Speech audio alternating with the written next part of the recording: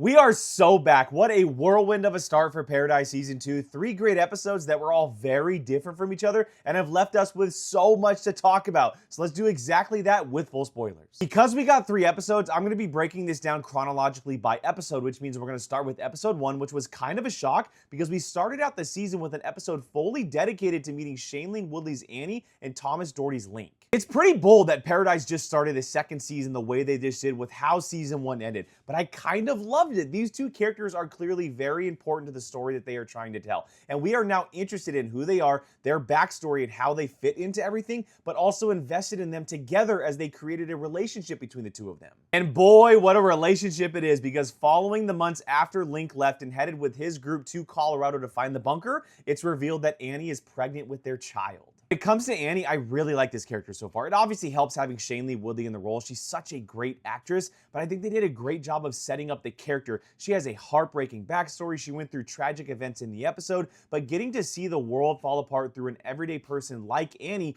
was very interesting and added a completely different perspective than what we had in season 1. But I also can't help but feel bad for her because even though I do think she will end up being happy, raising a child in the bunker and safe, Link is not her happy ending. He is not a good guy, at least right now. He's giving off a great vibe, and he very well could love her, but he is not the person that she thinks he is, and I think she's a little blinded by the fact that she probably hasn't gotten attention and love like that her entire life. And let me just clarify what I said about Link real quick. I don't think he's a villain per se. I don't even think he's a bad guy. He is doing bad things, but he's driven by what happened to him in that reveal in episode 3, where he came face to face with Billy, who was basically a hired assassin at the time. Now, something to keep in mind going forward for Link and his group, they are headed to Colorado to look for someone named Alex, and the only other time we have heard the name Alex was actually in episode 3 when Sinatra is talking to a woman who we thought was just an assistant or someone working in their house, but it's actually revealed that that's her cover, and she's working for the side power project that we heard a lot about in episode 3,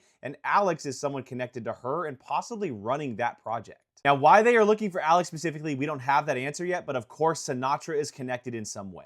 Let's go and switch to episode 2, which was an Xavier-focused episode and a back and forth between what is currently happening right now, which includes his plane crashing, the events that immediately followed, and him coming into contact with Annie, plus the past timeline of how him and his wife Terry met.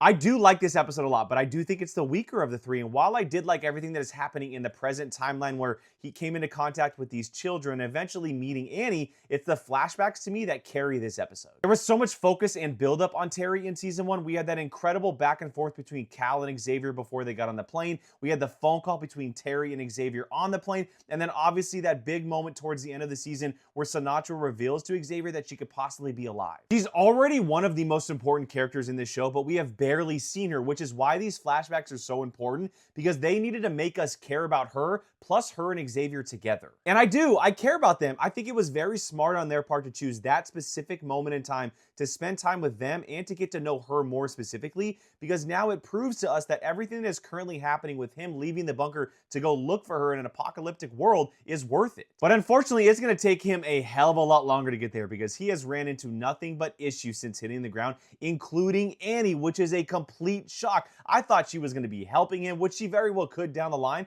but she has handcuffed him to a bed and demanded him to take her to Colorado, where Link is headed. Now on to episode 3, which the majority of people, including myself, thought was going to be episode 1, as we spend time in the bunker in the aftermath of the events of season 1. There is a lot going on in the bunker right now. The current president and people in power have control but no support, and there seems to be a little resistance running around led by Jeremy Bradford in the name of Xavier, because we learned that he took the fall for everything that happened in season 1, including Sinatra's shooting. Sinatra also woke up in the episode after a month, and within 2 days is already causing absolute panic, but mainly because the current president is an absolute joke, and after a dumb proposal by said president of bringing all 4 seasons back, we learn that the power from the bunker is actually being diverted to a side project, and that side project is the project from Sinatra I was speaking about earlier. Now, Sinatra and her undercover people are the only ones who officially know about this, but to try to get more information from her, the president and Dr. Tarabi put her up against the super lie detector test, but because she is Sinatra, she beats it, and after a small confrontation with the president, she says a secret code word to Jane to take him out.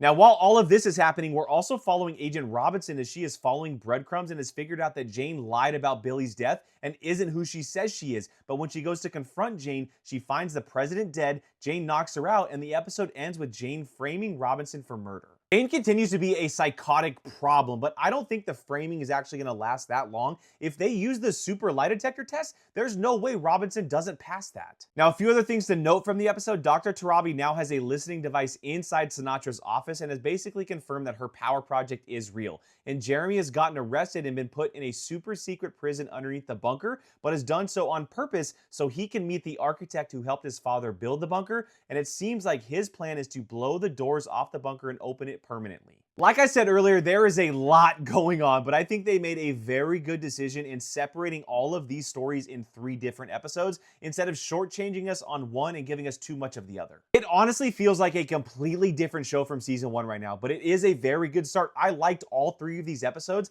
I'm just so curious on how it all comes back around together. Let me know what you thought about the first 3 episodes of Paradise Season 2 in the comments below, and hit that follow button to hear my thoughts on the show every single week.